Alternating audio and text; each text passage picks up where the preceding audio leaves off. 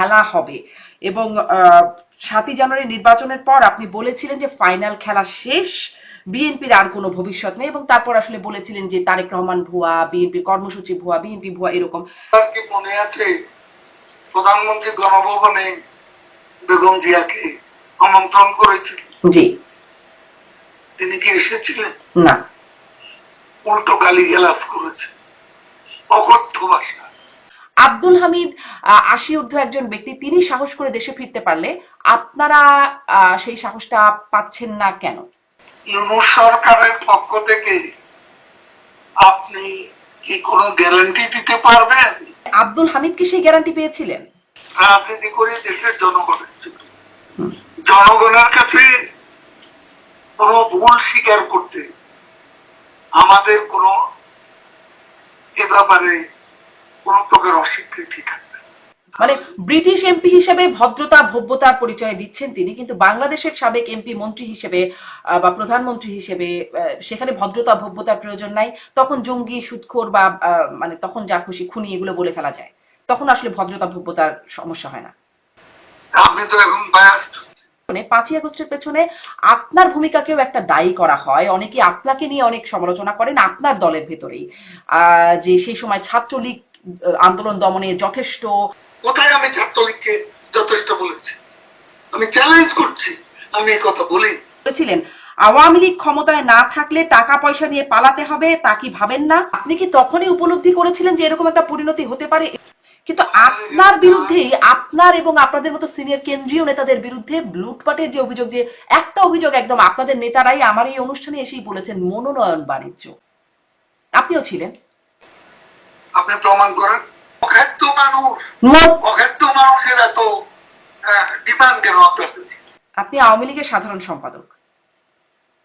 তো যাকে আপনার কি সেটা তো মনে হলো না। কিন্তু আপনি বলেছিলেন পালাবো না। কোথায় পালাবো? বাংলাদেশে জন্ম, বাংলাদেশেই থাকবো।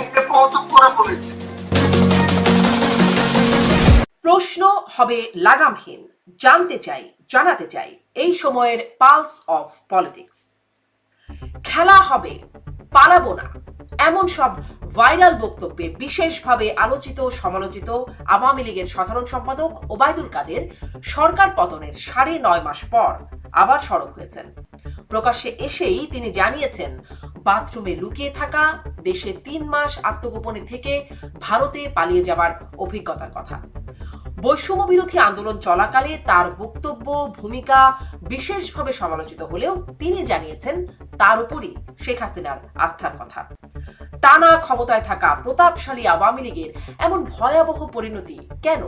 বর্তমান বাস্তবতায় সামনের পরিকল্পনা এবং কার্যক্রম নিষিদ্ধের পর এখন কেমন আছে দলটি? এসব জানতে আজ কথা বলবো আওয়ামী লীগের সাধারণ সম্পাদক সাবেক মন্ত্রী ওবায়দুল কাদেরের সাথে। তিনি ভিডিও সংযোগে অনিচ্ছা জানানোয় আমরা তার সাথে ফোনে যুক্ত হচ্ছি। জনাব ওবায়দুল কাদের, আপনাকে স্বাগত জানাচ্ছি পালস অফ পলিটিক্সের আমার আজকের আয়োজনে।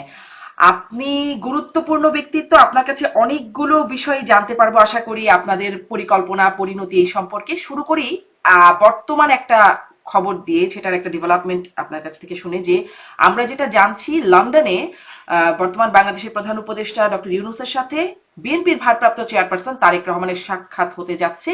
এটি আওয়ামী লীগের জন্য কেমন বার্তা? এবং এই সাক্ষাতের দুটো ফল হতে পারে। এক হতে পারে যে যেটা আশা করা হচ্ছে, সবাই আশা করছে, বাংলাদেশে বলছে যে সংকটের একটা সমাধান, অথবা এই দ্বন্দ্ব আরো বাড়তে পারে। কোনটার প্রভাব আপনাদের উপর কেমন, বা প্রভাব আছে কিনা?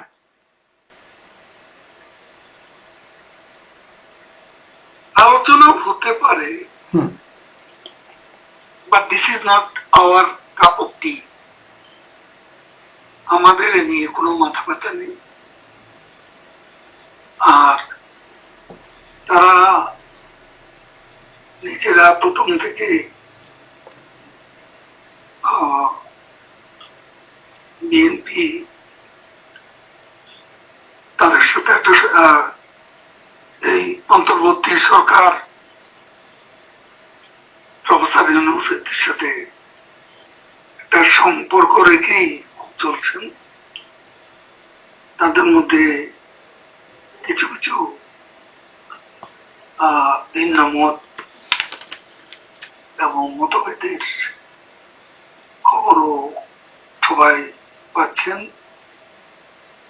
দুইটা তাদের একটা নিজেদের মধ্যে সদ্ভাব ফিরিয়ে আনার একটা প্রয়াস হয়তো হতে পারে, নাকি ব্যর্থ প্রয়াস তাও জানি না। আলোচনা হওয়ার আগে আলোচনার বিষয়ে তো কোনো মন্তব্য করা যায় না। আচ্ছা, মানে এটির কোনো প্রভাব আপনাদের দলের উপরে বা আপনাদের তৎপরতার উপরে নেই? আমাদের উপর বাংলাদেশে আমি যেটা বলবো, এই আলোচনাটার ফলাফল কি দাঁড়ায় সেটা আমরা ক্লোজলি অবজার্ভ করছি। আচ্ছা আচ্ছা, জনাব ওবায়দুল কাদের, আপনার একটা বক্তব্য, মানে তারেক রহমানের সাথে বৈঠক হবে এই প্রসঙ্গে মনে হলো যে আপনি আগে খুব ব্যবহার করতেন একটা শব্দগুচ্ছ, খেলা হবে, এবং 7ই জানুয়ারি নির্বাচনের পর আপনি বলেছিলেন যে ফাইনাল খেলা শেষ, বিএনপির আর কোনো ভবিষ্যৎ নেই, এবং তারপর আসলে বলেছিলেন যে তারেক রহমান ভুয়া, বিএনপির কর্মসূচি ভুয়া, বিএনপি ভুয়া, এরকম। এখন যখন তারেক রহমানকে ভবিষ্যৎ প্রধানমন্ত্রী হিসেবে গণ্য করা হচ্ছে, তখন কি মনে হয় মানে আপনার সেই বক্তব্য বা সেই শব্দগুচ্ছগুলোর জন্য কি আপনি কোনোভাবে বিব্রত বোধ করেন? কেন বিব্রত বোধ করব? It's a political humour. আপনি যে আজকে ভারতে পশ্চিমবঙ্গ বিধানসভা নির্বাচন আমরা দেখেছি যে এখানে পশ্চিমবঙ্গের মুখ্যমন্ত্রী, এমনকি ভারতের প্রধানমন্ত্রী তখন বিভিন্ন জনসভায়, নির্বাচনী সভায় খেলা হবে বলে মন্তব্য করেছেন। এটা নিয়ে তো কেউ খারাপ কিছু দেখেন না। It's a political humour. Political humour হতেও পারে, এবং চিরজীবন একই অবস্থানে আমরা থাকবো এমনও তো ঠিক নয়। তখন একটা পরিবেশ, একটা অবস্থা, একটা বাতাবরণে স্লোগানটা মানুষ পছন্দ করেছে। মানুষ যেটা পছন্দ করে সেটা বলতে অসুবিধা কোথায়? জি, এটি আপনি বলছেন একটা পলিটিক্যাল হিউমার, কিন্তু তাহলে ওইটি বিএনপির আর কোনো ভবিষ্যৎ নাই, এই ভবিষ্যৎবাণীটি খুব সঠিক না হলেও আপনি আপনার দলকে নিয়ে বা দলের নেতাকর্মীদের সম্পর্কেও বলেছিলেন। সেটি 2017 সালের এপ্রিলে এক চট্টগ্রামের একটা মহানগরের আওয়ামী লীগের একটা সভায়, প্রতিনিধি সভায় আপনি বলেছিলেন যে দেখুন, জি, বিএনপির ভবিষ্যৎ আছে কি নেই সেটা নির্ধারণ করার মালিক বাংলাদেশের জনগণ। এখানে একটা inclusive, free and fair election যদি হয়, তখন জনগণের সমর্থনে কারা কত আসন পায় সেটা তো নির্বাচন হলে তখনকার ব্যাপার। আর আমরা আওয়ামী লীগ আমাদের তো নিষিদ্ধ করে দিয়েছে, আমরা নিষিদ্ধ পার্টি।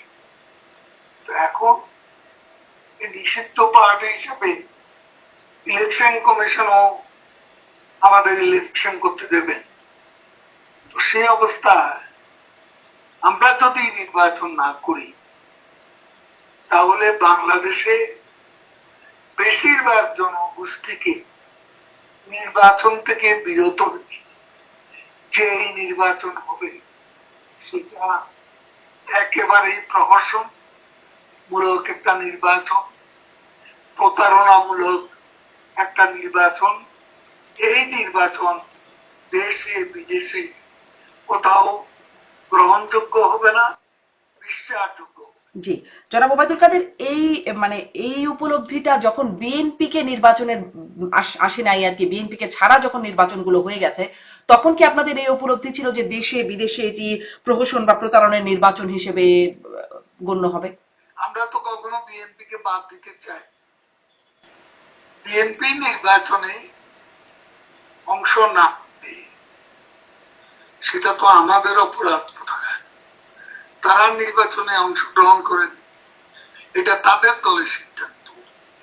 কিন্তু বিএনপি নির্বাচন করতে পারে এমন তো আওয়ামী লীগ সরকারের পক্ষ থেকে বা তখনকার নির্বাচন কমিশন থেকে বিএনপি কে বাদ দিয়ে ইলেকশন হবে এমন কোন সিদ্ধান্ত তো ছিল না। কিন্তু বিএনপির তো নির্বাচনের প্রতি আস্থা ছিল না, মানে নির্বাচনগুলো যেরকম হচ্ছিল তাতে তো আসলে আস্থা রাখবার মতো একটা পরিস্থিতি বিরোধী দলগুলোর ছিল না। সেক্ষেত্রে নির্বাচন করলেই বা কি হতো, যেমনটা 18-তে হয়েছে। মানে বিএনপি কেন নির্বাচনে যাবে? ওরকম একটা পরিস্থিতি থেকে আপনারা এখন নির্বাচনে যেতেন যদি নির্বাচনে যাওয়ার মতো? বিএনপি তো সেই নির্বাচন তো আইনসিদ্ধ করেছে।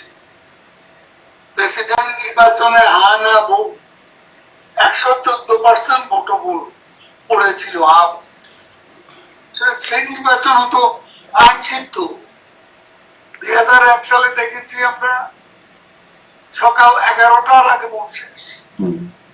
গুন্ডা দিয়ে মাস্তান ব্যবহার করে এবং সরকারি নানা কলা কৌশল ব্যবহার করে নির্বাচন শেষ করে দেওয়া হয়েছে। নির্বাচন যাকে বলে সে নির্বাচন হয়েছে আসলে বিএনপির আমলে প্রহসনমূলক নির্বাচন। আর আপনাদের আমলে যেগুলো হয়েছে সেগুলো 14, 18, 24 মাগুরার যে নির্বাচন, জি, সেই নির্বাচনকে কি কেউ একটা ভালো নির্বাচন বলতে পেরেছে? একদমই না। বিএনপি আমলে 15ই ফেব্রুয়ারিতে যে প্রহসনের নির্বাচন এদেশের ইতিহাসে সবচেয়ে কলঙ্কজনক নির্বাচন হয়েছে, তো সেটা কি কোনো সঠিক নির্বাচন?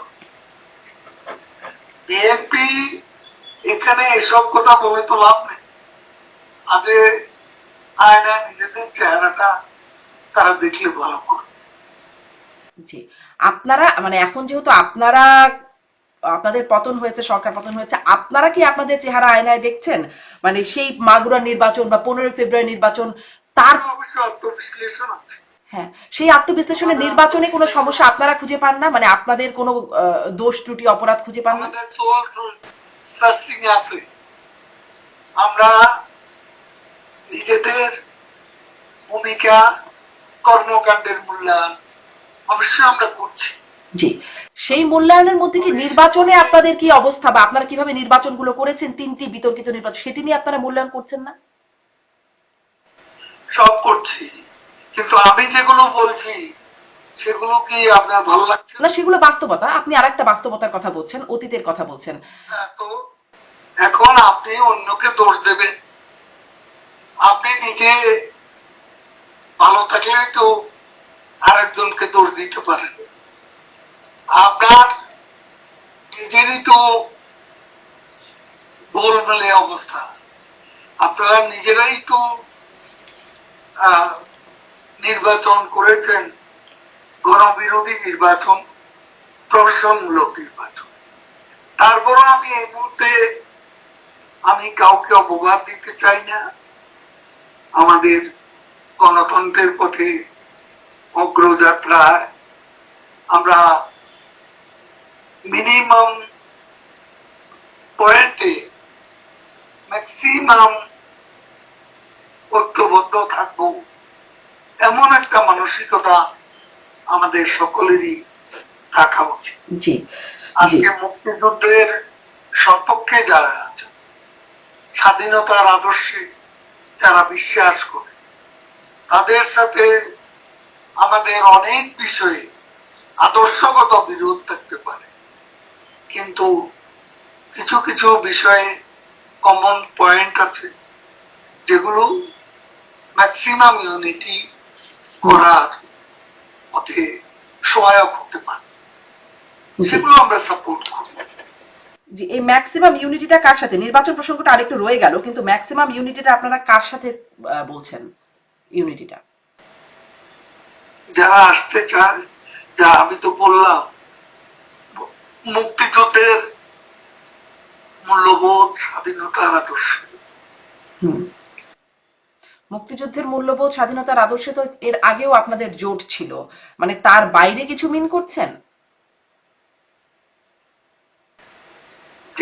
যারা বাইরে আছেন অথবা যারা এখন নতুন বাস্তবতায় হিসেব নিকেশে তারা যদি মূল্যায়নটা যথাযথভাবে করে তাহলে এটা তো ভিন্ন কথা।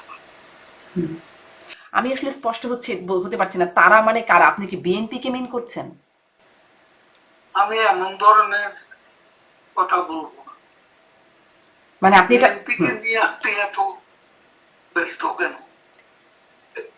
বিএনপি সামনে ক্ষমতায় যাবে বলে সবাই ধারণা করছে বাংলাদেশে এখন। আমি বলছি আমাকে ইলেকশন করতে, আমার ইলেকশন, তারা আগামী পার্লামেন্ট এমন ভাবে সাজাতে চায় যেখানে মুক্তিযুদ্ধের সপক্ষে কেউ ওই পার্লামেন্টে থাকবে না। ঠিক সেভাবে তারা একটা নির্বাচন করতে চাইছে। ইউনূস প্রেসিডেন্টের একটা গ্রহণযোগ্য,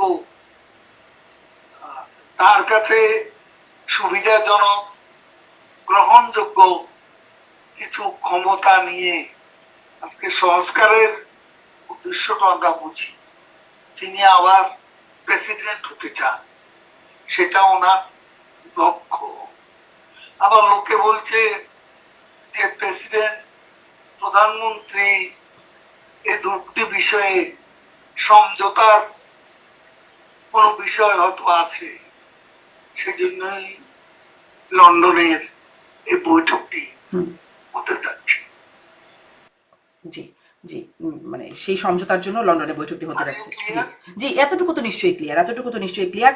কিন্তু নির্বাচন নিয়ে যে তিনটি বিতর্কিত নির্বাচন, আপনি বলছিলেন অতীতের নির্বাচন গেলে সেই প্রশ্নগুলোর কথা আপনি বলছিলেন, বিতর্কগুলোর কথা বলছিলেন, কিন্তু তিনটি যে নির্বাচন আপনাদের সময় হলো, সেই নির্বাচনের দায় কি আপনারা নেন? সেই নির্বাচন বিতর্কিত, সেই নির্বাচনও দেশে বিদেশে বিতর্কিত। কোন নির্বাচন? 14, 18, 24। 14, 18 এবং 24। 2014, 2018, 2024। 2008 নির্বাচন মোটা দাগে গ্রহণযোগ্য নয় কি? জি, মোটা দাগে, যদিও সেটি নিয়ে অনেকে প্রশ্ন তোলেন, কিন্তু মোটা দাগে একটা গ্রহণযোগ্যতা, এমনকি বিএনপির লোকেরাও বলেছেন তখন। তাহলে এই নির্বাচনটা তো আমরা গ্রহণযোগ্য করেছি। এটা তত্ত্বাবধায়ক সরকারের সময় হয়েছিল। 14, 18 আপনার কি মনে আছে? প্রধানমন্ত্রী গণভবনে বেগম জিয়াকে আমন্ত্রণ করেছিল। জি। তিনি কি এসেছিলেন? না। উল্টো গালিগালাজ করেছে, অকথ্য ভাষা। বেগম জিয়ার ছেলে মারা গেছে, সে কোকর মৃত্যুর পর প্রধানমন্ত্রী তার বাসায় খবর দিয়ে গুলশানে গিয়েছে। বাইরের দরজা বন্ধ, ভেতরের দরজা বন্ধ, তাকে ঢুকতে দেওয়া হয়। কিন্তু তাই বলে গ্রহণযোগ্য নির্বাচনের অধিকার থেকে, মানে কোন রাজনীতি?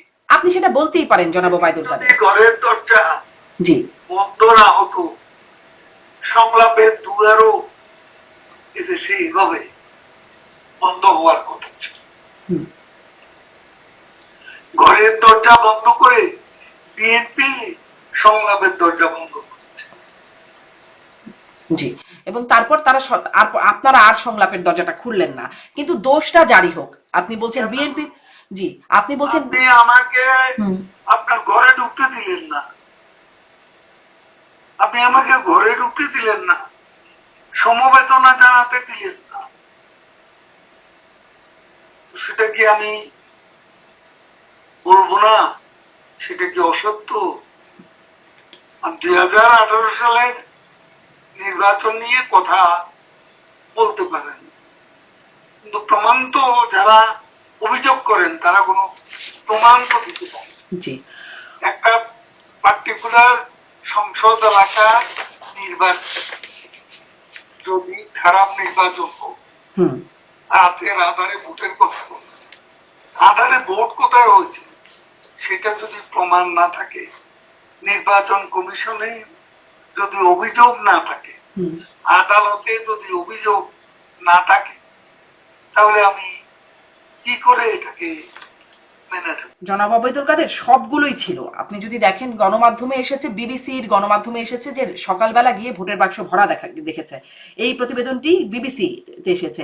আপনাদের মানে নির্বাচন কমিশনের ওয়েবসাইট থেকে নির্বাচন, জনাব ওবায়দুল কাদের একটু বলি, এই অভিযোগগুলো আপনারা যেহেতু পান না একটু বলি, এটি মানে নির্বাচন কমিশনের ওয়েবসাইটে যে ফলাফল, পূর্ণাঙ্গ ফলাফল, সেখানে দেখা গেছে 213টি কেন্দ্রে শতভাগ পড়েছে, ভোট পড়েছে। 96 থেকে 100% ভোট পড়েছে 1418টি কেন্দ্রে। 586টি কেন্দ্রে সবগুলো ভোট পড়েছে নৌকা প্রতীকে, অন্য প্রতীকে কোনো ভোট পড়ে নাই, যেটি কি আসলে তৎকালীন যে প্রধান নির্বাচন কমিশনার নুরুল হুদা, তিনিও এটিকে স্বাভাবিক নয় বলে মন্তব্য করেছিলেন। নির্বাচনে কি হয়েছে, কত ভোট পড়েছে, কত আসনে ভোট হয়েছে, কত বিনা প্রতিদ্বন্দ্বিতা হয়েছে, সেটা নিয়ে তো আপনার কোন নির্বাচনে? বিশেষ আপনি করতে অক্ষম। কোন নির্বাচনে? 15ই ফেব্রুয়ারি। আচ্ছা, 15ই ফেব্রুয়ারি নির্বাচনের একটা ফল তো তারপরে বিএনপি ভোগ করেছে, তার জন্য তো অনেক সমালোচনা বিএনপির আছেই। কিন্তু যেই নির্বাচনগুলোর কারণে পরবর্তীতে মানে একটার পর একটা নির্বাচন, 14, 18, 24, একটার পর একটা নির্বাচনে মানুষ যে তার মানে প্রাপ্য ভোটাধিকার থেকে বঞ্চিত হচ্ছিল, এর দায় কি আপনারা নেবেন কিনা? 15ই ফেব্রুয়ারির দায় বহুবার বিএনপিকে দেওয়া হয়েছে। এটা কোনো অভিযোগ তো ছিল না, বিএনপিকে দেয়া হয়েছে, বিএনপি কি দায় স্বীকার করেছে? তাহলে আমাকে কেন বলছেন দায় স্বীকার? মানে বিএনপি যা করবে আপনারাও তাই করবেন? অবশ্যই আছে, হ্যাঁ, সেটা সময় মতো আমরা প্রকাশ করব। কিন্তু মানুষ আসলে মানুষের আপনারা জনগণের রাজনীতি করেন, জনগণ। আমরা জনগণের রাজনীতি করি, যা বলবো জনগণকে, আচ্ছা সেটা দেশের মাটিতে বলবো, আচ্ছা, সময় আসলে বলবো। আমরা তো এখন কোথাও দাঁড়াতেই পারি। তার মানে এটা স্পষ্ট হলাম যে আপনারা এই 3টি নির্বাচনে আপনারা কোনো দায় এখন পর্যন্ত স্বীকার করছেন না, ভবিষ্যতে স্বীকার করবেন কিনা সেটা আপনারা চিন্তা করবেন। এটাই কি সামারি? আমি এ ধরনের কথা বলি। আমাকে একটু সামারি বলবেন যে আপনারা 3টি নির্বাচনের দায় স্বীকার করেন করেন না? মূল্যায়ন আছে, হ্যাঁ, সেটা সময় মতো আমরা বলবো। আচ্ছা, সময় দেশের মাটিতে রাজনীতি করে দেশের জনগণের জন্য, জনগণের কাছে কোনো ভুল স্বীকার করতে আমাদের কোনো এ ব্যাপারে কোন প্রকার অস্বীকৃতি থাকবে। আমাদের এই প্রোগ্রামগুলো দেশের মানুষই দেখছে, আমরা দেশের মানুষের জন্যই আসলে এই সাংবাদিকতাটা। আপনি যদি এখানেও বলেন দেশের মানুষই আসলে শুনবে। হ্যাঁ, আমেরিকায় বসে কি ক্ষমা চাইবে বাংলাদেশের জনগণের কাছে? সমস্যা কি? মানে ক্ষমা চাওয়ার মতো অবস্থা থাকলে সমস্যা কি? বার্তাটা তো বাংলাদেশের জনগণের কাছেই পৌঁছাচ্ছে। না,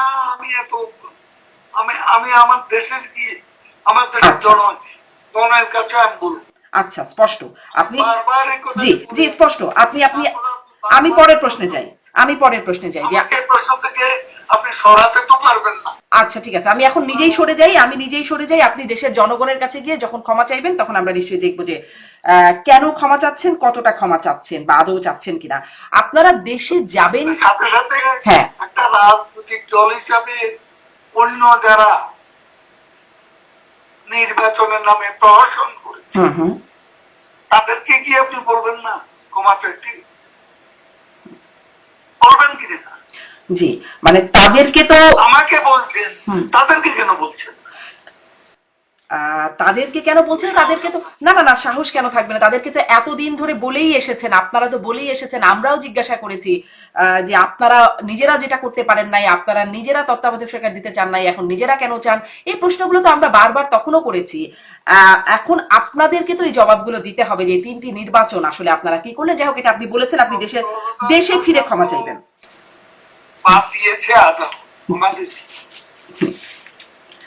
জি, আদালতের যে মানে সর্বোচ্চ আদালত আমরা তো বাদ দিই, এখনো আদালত 21শে আগস্টের মামলার রায় বাতিল হয়ে মানে কারো সবাই ছাড়া পেয়ে যাচ্ছে, এটিএম আজহারুল ইসলাম ছাড়া পেয়ে যাচ্ছেন, আদালতের রায়ে সবকিছু হচ্ছে। অতএব আদালতের জায়গায় থাকুক। আমি আপনার কাছে আসি, আপনারা দেশে ফেরার কথা বলছেন, দেশে ফিরে ক্ষমা চাইবেন। দেশে আপনারা ফিরবেন কিভাবে, কখন, সেই পরিকল্পনাটা কি? যদি জিজ্ঞাসা করি যে সম্প্রতি আব্দুল হামিদ সাবেক রাষ্ট্রপতি, তিনি চিকিৎসার জন্য বাইরে এসে তখন অনেক আলোচনা হলো, 1 মাস পরে তিনি দেশে ফিরে গেলেন। আপনিও যখন সরব হলেন, কথা বলতে শুরু করলেন 9.5 মাস পর, তখন প্রথমেই বলছিলেন যে আপনার শারীরিক অবস্থা, অসুস্থতা, আপনাকে ওষুধ খেতে হয়, এজন্য আপনি ঝুঁকিটা নিতে পারেন নাই, আপনি আত্মগোপনে ছিলেন এবং তারপর দেশ থেকে চলে আসছেন। আব্দুল হামিদ 80 ঊর্ধ্ব একজন ব্যক্তি, তিনি সাহস করে দেশে ফিরতে পারলে আপনারা সেই সাহসটা পাচ্ছেন না কেন?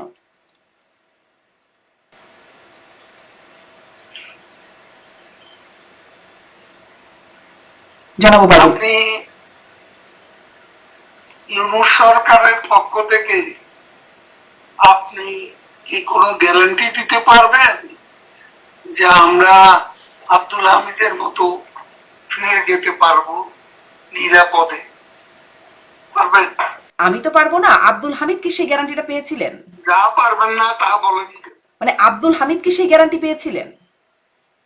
আব্দুল হামিদের সাথে এটা মিলিয়ে গেলাম, এটা আপনিও বুঝেন আমিও বুঝি না, আমি একদম হ্যাঁ 80 বছরের বেশি, 83-84 বছর ওনার বয়স, উনি খুবই অসুস্থ মানুষ।